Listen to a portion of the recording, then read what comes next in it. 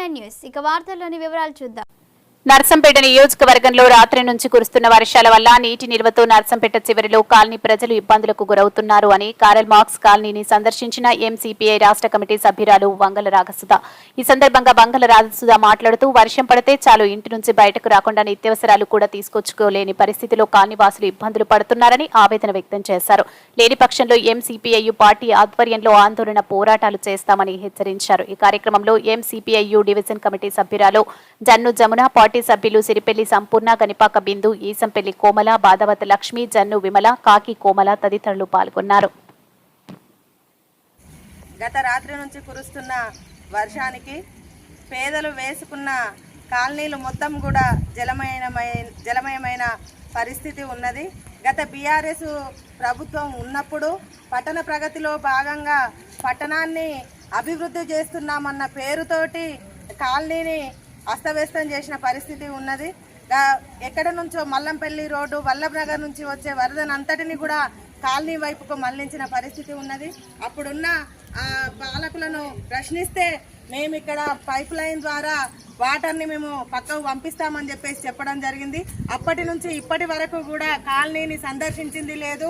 ఇప్పటి వరకు సైడ్ కాల్వలు నిర్మించిన పరిస్థితి కూడా లేదు. ఇప్పటి వరకు ఎన్నిసార్లు మున్సిపాలిటీ అధికారులకు విన్నవించినప్పటికీ మున్సిపాలిటీ అధికారులు కూడా ఈ కాలనీని పట్టించుకున్న పరిస్థితి లేదు.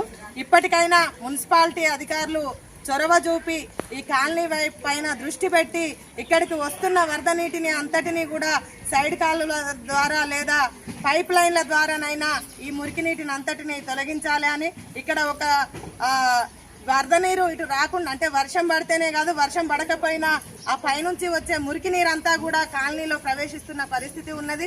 ఎన్నిసార్లు ప్రశ్నించినప్పటికీ వారు ఇక్కడ పరిష్కారం చూపే పరిస్థితి లేదు.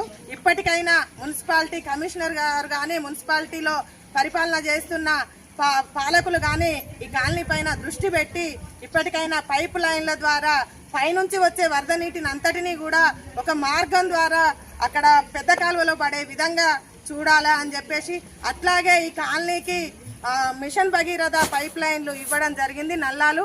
ఆ మిషన్ భగీరథ పైప్ లైన్లకు కూడా ఇప్పటి వరకు నల్లా కలెక్షన్లు ఇచ్చింది లేదు. ఇక్కడ దోమలు స్పందించి ఈ యొక్క కాలనీ పైన దృష్టి పెట్టాలని, ఇక్కడికి వచ్చే మురికి నీరు వల్ల ఇక్కడ నివసిస్తున్న ప్రజలు దోమలు, పందులు వీటి వల్ల అనారోగ్యాల పాలవుతూ డెంగ్యూ, మలేరియా జ్వరాల బారిన పడుతున్న పరిస్థితి. ఇంటికి ఒకరు ఇద్దరు చొప్పున మంచానబడి లేవలేని పరిస్థితిలో కూడా ఇక్కడి ప్రజలు, పేద ప్రజలు ఇబ్బందులు పడుతున్న పరిస్థితి ఉంది. కాబట్టి వెంటనే ఇప్పటికైనా స్పందించి ఈ రోజే మున్సిపల్ కమిషనర్ గారు వచ్చి ఒకసారి కాలనీని సందర్శిస్తే కాలనీ ఏ రకంగా ఉంది అనేది అర్థమవుతుంది. ఇక్కడ ప్రజలు పడుతున్న ఇబ్బందులు కూడా అర్థమయ్యే పరిస్థితి ఉన్నది. వెంటనే ఒక చినుకు పడితే చాలు ఇక్కడ చెరువులను తలపిస్తున్నట్టు 2 కాల్వలు కాలనీ మొత్తాన్ని కూడా నింపుతున్న పరిస్థితి ఉన్నది. ఇళ్లలోకి వరద నీరు చేరుతున్న పరిస్థితి ఉన్నది. కాబట్టి వెంటనే మున్సిపాలిటీ అధికారులు స్పందించాలని, కాలనీకి కావాల్సిన మౌలిక సదుపాయాలు అందించాలని, వెంటనే ఇక్కడున్న మురికి నీటిని, వరద నీటిని కూడా మొత్తంగా తొలగించి ఇక్కడ బ్లీచింగ్, ఫాగింగ్ లాంటి సదుపాయాలు, బ్లీచింగ్, ఫాగింగ్ చేయించాలి అని చెప్పేసి కోరుకుంటా ఉన్నాం.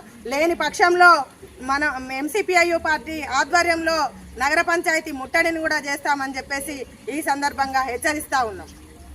వార్తలు ఇంతటితో సమాప్తం. మళ్ళీ తిరిగి ప్రసారం అయ్యే టీవీ ట్రిబుల్9 న్యూస్ మాట్లాడుతూ సెలవు.